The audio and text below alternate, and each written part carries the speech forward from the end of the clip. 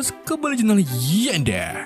Di video kali ini saya akan mendongeng alur cerita film 8K of Tomorrow yang dirilis pada tahun 2014. Disutradari oleh Doug Liman dan diproduksi oleh Warner Bros.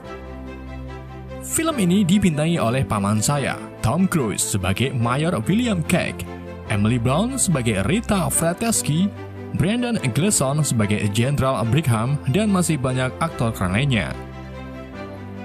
Film ini diadaptasi dari novel Jepang berjudul All You Need Is Kale karya Hiroshi Sakurazaka dan mengambil latar belakang di masa depan, di mana pada saat itu ras alien menginvasi bumi dan mengalahkan unit-unit militer di dunia. Namun ada salah satu anggota militer yang memiliki kemampuan luar biasa dan dia adalah kunci memenangkan perangan melawan alien. Gimana kisah selanjutnya? Mari kita simak alur ceritanya. Gak bisa bahasa Inggris. Film ini dibuka dengan serangkaian berita televisi yang mengabarkan kalau puluhan asteroid telah jatuh di Eropa. Asteroid tersebut membawa ras alien yang disebut Mimic. Mimic ini memiliki kemampuan meniru apapun dari serangan manusia, termasuk rudal. Mereka berhasil menghancurkan benua Eropa hanya dalam waktu 5 tahun, serta membuat militer di seluruh dunia panik bahagia. Namun, baru-baru ini pasukan pertahanan militer yang dipimpin oleh NATO akhirnya berhasil meraih kemenangan di daerah Verdun, Prancis, setelah menggunakan setelan tempur yang mereka buat. Setelan tersebut berupa besi yang dilengkapi senjata dan memiliki daya dorong kuat. Prajurit khusus yang berhasil membunuh ratusan Mimic dengan setelan tersebut adalah Sersan Rita Frateschi dari Inggris, dan ia dijuluki Malaikat Verdun. Keberanian Rita lalu diceritakan di televisi melalui kepala pembicara militer AS bernama Mayor William Cage. Cerita tersebut berhasil meningkatkan daya tarik anggota militer di seluruh dunia untuk bersatu memerangi alien yang akan dilaksanakan secara besar-besaran di Verdun, dan perangan ini akan menjadi akhir dari serangan alien. 2 hari sebelum peperangan Verdun dilaksanakan, kita diperlihatkan William Cage yang terbangun dari tidurnya dalam perjalanan helikopter ke London di pagi hari, di mana Cage ini mendapatkan perintah untuk menemui Jenderal Brigham di gedung NATO. Setelah mendarat di depan gedung, Cage disambut oleh perwira wanita yang secara langsung membawa Cage ke depan kantor Jenderal Brigham. Ketika Cage bertemu Brigham di ruangannya, Cage mengira kalau Brigham akan memintanya untuk membantu meningkatkan citra politik pasca perang melalui media. Namun perkiraan Cage salah. Brigham lalu mengungkapkan alasannya mengundang Cage ke sini, yaitu meminta Cage untuk mendampingi pasukan pertama yang akan berperang di Verdun, dan juga meminta Cage untuk memberikan liputan darat ke media. Tentu saja Cage menolak karena pada dasarnya Cage bukanlah lulusan militer, melainkan lulusan perguruan tinggi di bidang periklanan yang kemudian diangkat sebagai perwira untuk menjadi juru bicara kemiliteran AS. Brigham lalu mengatakan kalau dirinya sudah mendapatkan izin dari atasan Cage dan sekarang Cage berada di dalam kendalinya. Mengetahui hal tersebut, Cage mencoba mengeluarkan trik-trik periklanannya untuk menghindari permintaan Brigham. Namun semua itu sia-sia karena Brigham kebal terhadap suap maupun janji-janji manis. Di saat Cage hendak keluar dari gedung, Brigham langsung memerintahkan pasukannya untuk menangkap Cage. Tanpa pikir pendek, Cage pun kabur, namun sayangnya ia tertangkap dan ditembak menggunakan peluru kejut. Cage kemudian terbangun di sore hari di atas tumpukan tas dan mendapati kalau dirinya berada di Bandara Heathrow yang sekarang menjadi pangkalan utama militer dan titik awal untuk perang melawan alien di Verdun. Seorang sersan bernama Waong lalu menendang Cage sambil berkata, "Bangunlah wahai beban." Kemudian Waong memberi Cage setelan baju prajurit. Di saat ini juga datanglah sersan Farrell yang akan mengambil alih Cage. Farrell mengungkapkan kalau dirinya mendapatkan perintah dari Jenderal Brigham untuk menuntun Cage ke peperangan nanti besok. Setelah itu, Farrell membawa Cage ke sekelompok tentara bernama J-Squad yang terdiri dari Griff, Kunz, Nancy, Skinner, Ford, Kimmel, dan Takeda. Farrell lalu menemukan kalau J-Squad baru saja bermain judi joker banting, dan sebagai hukumannya, Farrell menyuruh J-Squad untuk memakan kartu remi yang mereka gunakan. Farrell kemudian memperkenalkan Cage ke J-Squad dan meminta J-Squad untuk melatih fisik Cage.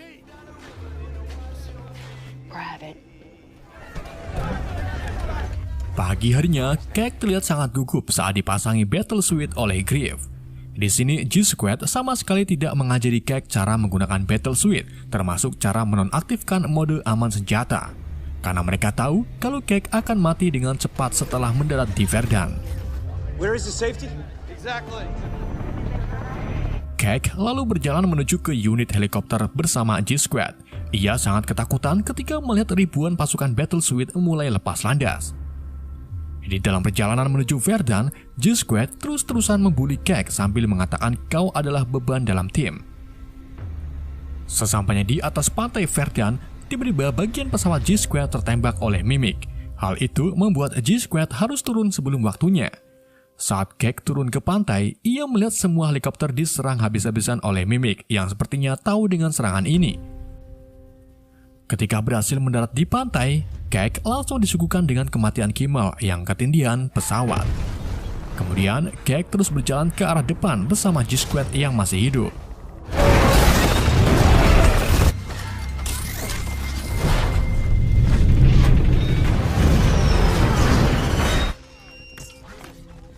Dari kejauhan, Cake melihat Rita Vretaski yang berjuang melawan Mimic sampai akhirnya ia terbunuh tepat di hadapan Cake. Cake lalu menghampiri G-Squad yang terlihat kebingungan setelah mengetahui kalau para Mimic sudah tahu penyerangan ini. Cake mencoba meminta bantuan kepada Griff untuk mengaktifkan senjatanya. Namun di saat itu juga, tiba-tiba Mimic muncul dari dalam tanah dan langsung menyerang G-Squad. Kini anggota G-Squad tinggal satu, yaitu Cake. Cake akhirnya berhasil mengaktifkan senjatanya dan langsung menembaki Mimic. Setelah Cake berhasil membunuh satu Mimic, ia dikejutkan dengan kedatangan Mimic besar berwarna biru menyala, dan ternyata dia adalah alpha dari para Mimic. Cake lalu diam-diam mengambil bom, namun hal itu langsung diketahui oleh si alpha. Saat si alpha menyerang Cake, Cake dengan cepat meledakkan bomnya dan membuat si alpha hancur. Namun cairan biru di tubuh alpha termetes di tubuh Cake yang membuat Cake mati dengan kondisi seluruh tubuh menyunyut. Cake lalu hidup kembali di Bandara Heathrow, tepatnya di atas tumpukan tas di sore hari sebelum peperangan Verdan. Sersan Waong kemudian menendang Cake sambil mengatakan bangunlah wahai beban. Lalu disusul dengan Farrell yang mengeluarkan kata-kata sama persis di hari sebelumnya. Cake pun bingung kenapa dirinya hidup kembali di hari sebelumnya. Farrell lalu membawa Cake ke G-Squad yang tentu saja ketahuan bermain judi joker banting, dan hal ini benar-benar sama di hari sebelumnya. Pagi harinya, Cake diberikan setelan battle suit oleh Griff yang mengucapkan kata-kata sama seperti sebelumnya. Begitu juga saat Cake berada di dalam helikopter yang terus dibully oleh G-Squad. Setelah mendarat, Cake memberitahu Kimmel kalau ada pesawat yang akan menabraknya, namun tetap saja Kimmel mati ditabrak. Cake kemudian mencoba menyelamatkan Rita dari serangan Mimic dan hal itu berhasil, tetapi Cake terbunuh oleh Mimic yang baru saja keluar dari dalam tanah. Cake kemudian terbangun di tempat biasa. Kali ini Cake paham kalau dirinya berada di putaran waktu yang membuatnya hidup kembali di hari sebelumnya dirinya mati. Cake lalu memberitahu Sersan Farrell kalau penyerangan nanti besok sama saja dengan bunuh diri karena para Mimic sudah tahu rencana kita. Di hadapan G-Squad, Cake menjelaskan detail tentang apa yang ia alami dan meminta Farrell untuk membatalkan penyerangan nanti besok. Namun sayangnya tidak ada yang percaya dengan omongan Cake yang pada akhirnya Cake pun terjun kembali ke dalam pertempuran di Verdan. Setibanya di pantai, Cake berhasil menyelamatkan Kimmel dari tabrakan helikopter. Kemudian dilanjut dengan menemui Rita, namun sayangnya Cake mati terlindas kendaraan dan mau gak mau Cake harus mengulangi lagi dari awal. Dalam satu putaran, Cake berhasil bertahan cukup lama untuk menyelamatkan Rita dan memberitahu kalau dirinya terjebak di dalam putaran waktu. Mendengar hal tersebut, Rita pun terkejut dan kali ini dialah satu-satunya yang paham dengan keadaan Cake sekarang. Rita lalu minta Cake untuk menemuinya setelah bangun nanti, dan gak lama kemudian, ledakan pun terjadi. Cake lalu terbangun di tempat biasa dan kini ia ingat perkataan Rita yang menyuruh Cake untuk menemui dirinya setelah bangun. Di sini Cake bersikap sok tahu serta menutupi kartu remi dari Farrell. Saat Cake dan G-Squad sedang latihan fisik berlari, Cake dengan sengaja mengatakan kalau Sersan Farrell Cholikers. Hal tersebut membuat Farrell marah dan menghukum Cake beserta G-Squad untuk melakukan push-up 50 kali. Di saat itu juga, 2 truk militer melintas di samping Cake. Cake pun menggulingkan dirinya ke bawah truk untuk ke seberang jalan. Namun sayangnya Cake gagal karena terlindas ban truk, dan mau gak mau, Cake harus mengulanginya dari awal. Cake akhirnya berhasil melewati 2 truk militer dan pergi ke tempat latihan Rita. Sesampainya di tempat latihan, Cake menemukan kalau Rita sedang handstand khas bocil FF sambil dikelilingi drone pelatihan. Rita lalu menyapa Cake sambil menanyakan alasan Cake datang ke sini. Cake pun menjawab kalau Rita sendirilah yang meminta Cake ke sini setelah bangun dari kematian. Mendengar hal tersebut, Rita pun langsung membawa Cake ke ruangan pembuatan senjata dan berakhir di ruang kerja teman Rita yang bernama Dr. Carter. Di hadapan Carter, Rita mengatakan kalau Cake sama sepertiku sebelum perang Verdun. Carter lalu menjelaskan kalau sebelumnya dirinya pernah menjadi peneliti di markas besar Jenderal Brigham untuk menyusun teori bahwa semua mimik hanyalah manifestasi saraf dari satu makhluk asing yang disebut Omega. Di mana Omega ini adalah otak dari semua mimik. Omega juga mampu memutar waktu kembali melalui mimik alpha yang berwarna biru. Jadi, itulah alasan para mimik tahu penyerangan di Verdun. Dan kenapa Cake juga memiliki kemampuan seperti alpha? Karena sebelumnya, Cake pernah membunuh si alpha dan membuat cairan birunya masuk ke dalam tubuh Cake. Gak cuma memutar waktu, Cake juga mampu mengingat semua kejadian sebelum dirinya mati. Satu-satunya cara untuk membunuh semua mimik adalah menghancurkan Omega. Dan Cake harus mati setiap hari agar bisa menemukan keberadaan Omega. Rita kemudian mengungkapkan kalau dirinya pernah seperti Cake yang memiliki kemampuan memutar waktu kembali. Namun kemampuan tersebut hilang setelah dirinya terluka parah dan diselamatkan oleh tim medis yang mentransfusi darah ke tubuh Rita. Jadi, syarat untuk kembali hidup atau memutar waktu adalah mati seketika. Carter lalu menunjukkan sebuah perangkat ciptaannya bernama transponder yang jika ditancapkan ke tubuh si alpha termasuk Cake, maka Cake akan mendapatkan penglihatan tentang keberadaan Omega. Tetapi sayangnya perangkat tersebut sudah tidak aktif karena sebelumnya pernah dipakai oleh Rita dan itu gagal. Carter kemudian mengatakan kalau masih ada satu perangkat lagi yang sekarang disimpan oleh Jenderal Brigham. Mengetahui hal tersebut, Cake pun menyarankan Rita untuk menjelaskan semua ini kepada Brigham dan mengambil perangkatnya. Tentu saja Rita menolak karena cara tersebut sudah beberapa kali ia lakukan dan hasilnya nol. Yang hanya bisa kita lakukan sekarang adalah terjun ke Verdun dan mencari keberadaan Omega yang entah di mana letaknya. Sebelum Cake dan Rita mencari keberadaan Omega, Rita lebih dulu melatih Cake dengan menggunakan drone yang memiliki gerakan seperti mimik. Tujuan pelatihan ini yaitu agar Cake tak mudah mati saat menghadapi mimik.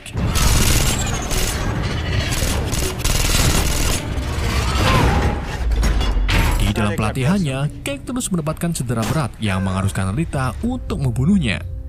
Setelah melakukan putaran waktu beberapa kali, Cake akhirnya mendapatkan penglihatan saat dirinya cedera parah.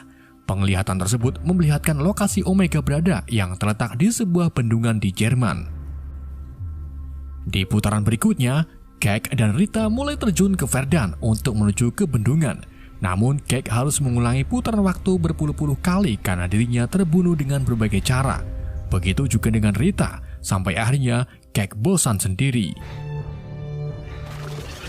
Saat Cake keluar dari ruangan Rita, Skinner dan Kimmel datang dan langsung memarahi Cake karena ia membuat G-Squad dihukum terus oleh Farrell. Cake lalu membiarkan Skinner memukuli dirinya. Namun karena Cake hafal gerakan Skinner, ia pun melegas Lego sampai membuat Skinner menabrak dinding. Setelah itu, Cake memutuskan untuk keluar dari bandara dan pergi ke London untuk ngopi di warung Pak Bagong. Di saat Cake sedang asik-asiknya ngopi, tiba-tiba terjadi gempa. Ia pun keluar dari warung Pak Bagong dan mendapati kalau para mimik baru saja tiba di London untuk melakukan penyerangan. Yang berarti peperangan di Verdun dimenangkan oleh mimik dan kini mereka merambah ke London.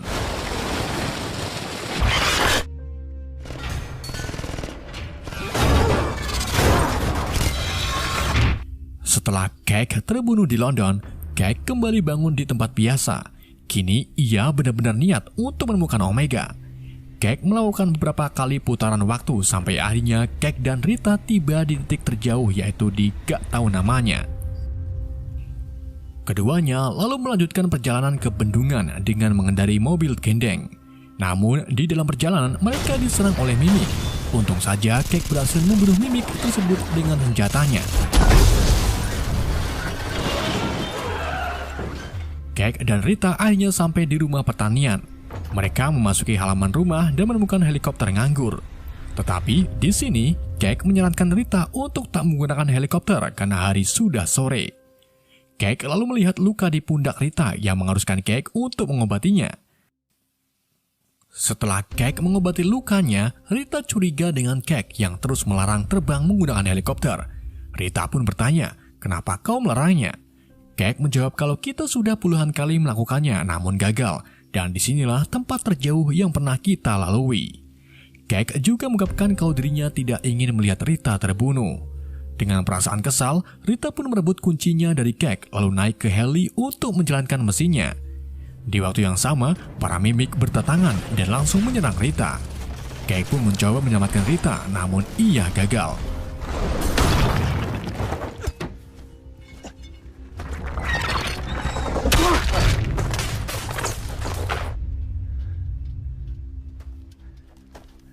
Cake akhirnya mati setelah para Mimik muncul dari dalam tanah. Setelah itu, Cake terbangun di tempat biasa. Ia lalu menemui Rita di ruangan pelatihan. Namun di sini Cake tak memberitahu Rita dan pergi sendirian ke Verdan.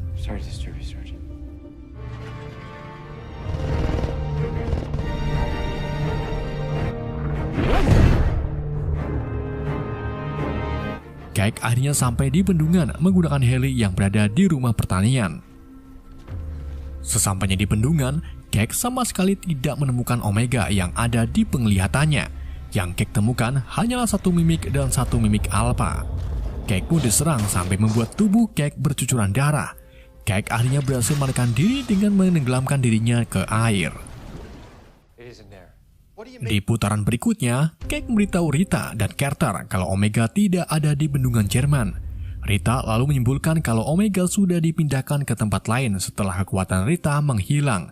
Jadi si Alpha sudah mendapatkan kekuatannya kembali dan memberitahu yang lain untuk memindahkan Omega. Carter kemudian mengungkapkan kalau satu-satunya cara untuk mengetahui lokasi Omega sekarang adalah transponder yang ada pada Jenderal Brigham. Tanpa pikir pendek, Rita dan Cake pun pergi ke gedung NATO untuk mendapatkan transporternya. Keduanya akhirnya berhasil masuk ke ruangan Brigham setelah melakukan beberapa kali putaran. Di hadapan Brigham, Cake membujuk Brigham untuk memberikan transporternya karena itulah satu-satunya cara memenangkan peperangan. Agar Brigham percaya, Cake pun memberitahu kejadian-kejadian yang akan terjadi pada Brigham, dari telepon pejabat sampai tanda tangan sekretaris Brigham. Brigham akhirnya mengalah dan memberikan transporternya.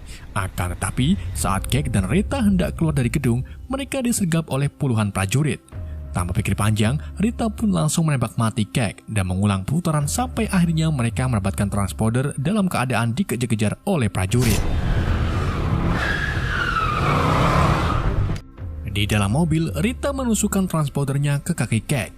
Cake pun mendapatkan penglihatan tentang keberadaan Omega yang ternyata ada di bawah Museum Louvre di Paris. Setelah tahu lokasinya, mereka pun langsung menuju ke Paris. Namun sayangnya mobil mereka ditabrak oleh satu unit battle suite yang membuat Cake dan Rita terluka parah. Cake kemudian terbangun di sebuah ruangan medis dan mendapati kalau dirinya sedang ditransfusi darah, yang berarti kekuatan Omega Cake sudah hilang dan tidak bisa lagi mengulang waktu. Cake lalu mencoba melarikan diri dengan menggulingkan ambennya. Setelah itu, datanglah Rita yang ternyata masih hidup. Di sini, Cake memberitahu Rita kalau dirinya sudah tak lagi bisa mengulang waktu, dan kita hanya memiliki beberapa jam sebelum invasi Mimik menyebar ke London. Cake lalu memutuskan merekrut G-Squad untuk membantunya ke Paris. Cake kembali ke pangkalan dan memberitahu semuanya ke Skinner kalau dirinya bisa melihat kejadian yang akan terjadi. Skinner lalu memberitahu yang lain kalau Cake akan pergi ke Paris untuk menghancurkan Omega yang menjadi dalang penyerangan Mimik. G-Squad akhirnya percaya dengan omongan Skinner setelah melihat kedatangan Rita si malaikat Verdan. Cake, Rita, dan G-Squad lalu pergi ke Paris menggunakan pesawat. Di dalam perjalanan, Cake menginstruksikan G-Squad untuk tak membunuh Mimic Alpha. Jika si Alpha terbunuh, maka Omega bakal mengulang waktu dan tahu rencana mereka. Sesampainya di Paris, mereka tiba-tiba diserang oleh Mimic dan mau gak mau mereka harus terjun ke daratan.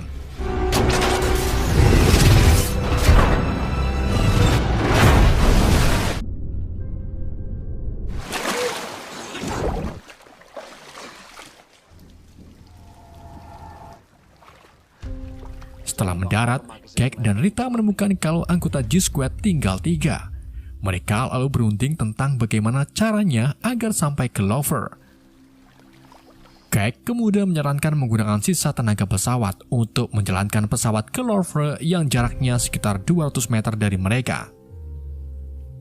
Setelah semuanya setuju, 2 anggota G-Squad memutuskan untuk mengorbankan nyawanya demi keberhasilan Cake. Saat Cake, Rita, dan Ford mulai menjalankan pesawatnya, para Mimic langsung bertetangan. 2 anggota G-Squad pun menembaki Mimic sampai peluru mereka habis, dan dilanjut dengan bom bunuh diri.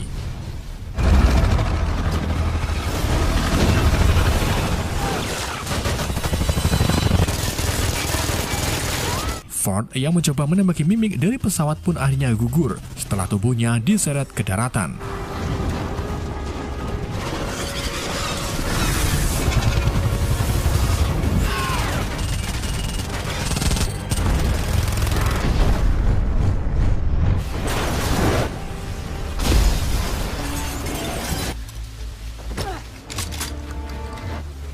Cake dan Rita akhirnya berhasil masuk ke Museum Lover. Keduanya langsung bersembunyi dari kejaran para Mimic.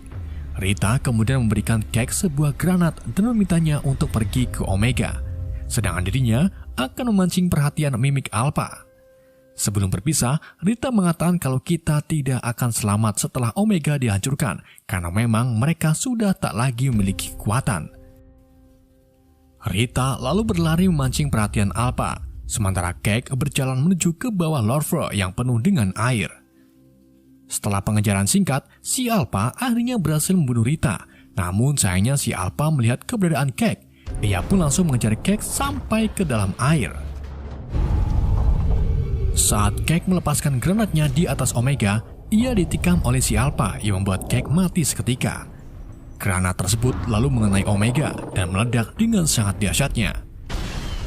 Di waktu yang sama, semua Mimic yang ada di muka bumi mati seketika. Tubuh si Alpha yang ada di dekat Cake tiba-tiba mengeluarkan cairan biru dan secara tidak sengaja menyerap ke tubuh Cake. Hal ini sama persis saat Cake pertama kalinya membunuh Alpha di awal film. Alhasil, Cake pun mendapatkan kekuatan Omeganya kembali dan ia hidup kembali. Namun, kali ini Cake terbangun di dalam helikopter saat sedang menuju ke gedung NATO untuk menemui Jenderal Brigham. Atau tepatnya 2 hari sebelum penyerangan di Verdun. Cake mendarat di depan gedung sambil diiringi lonceng perayaan khas London. Cake juga melihat berita konferensi pers di mana Jenderal Brigham mengumumkan kalau ledakan energi misterius besar terdeteksi di Paris yang membuat semua Mimic mati seketika. Namun, Brigham mengatakan kalau masih ada Mimic yang masih hidup di pantai Verdun. Dan 2 hari ke depan, kita akan melakukan pembersihan besar-besaran. Cake lalu tiba di Bandara Heathrow dan melihat G-Squad sedang berlatih lari. Namun, kali ini Sersan Farrell sama sekali tak memarahi Cake, malahan Cake dipandang hormat karena memakai setelan perwira. Begitu juga saat Cake pergi ke tempat latihan Rita, ia dipandang segan oleh kelompok Rita karena memakai setelan perwira. Rita lalu menyapa Cake dengan kata-kata sama persis di putaran waktu sebelumnya. Cake pun bengong dan tersenyum lebar. Film pun berakhir. What do you want? Oke, di sini saya jelaskan sedikit kenapa Cake menggunakan setelan perwira dan dipandang hormat oleh setiap prajurit. Jadi setelah Cake memulai waktu ulang di dalam helikopter, ia menemui Jenderal Brigham dan mengungkapkan kesiapannya untuk membantu pertempuran di Verdun. Cake juga tak memberitahu Brigham kalau dirinya lulusan periklanan. Jadi artinya Brigham tidak menugaskan Sersan Farrell untuk melatih Cake.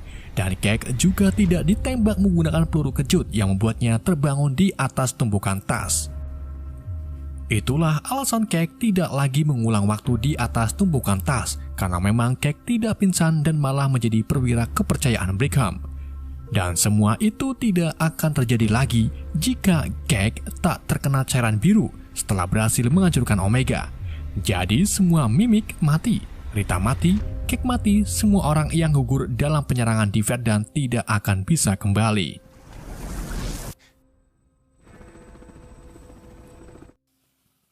Oke, itulah alur cerita film Edge of Tomorrow. Semoga kalian terhibur dengan alur cerita yang saya bawakan. Pesan yang tidak bisa kita ambil dari film ini, ngopi lurus.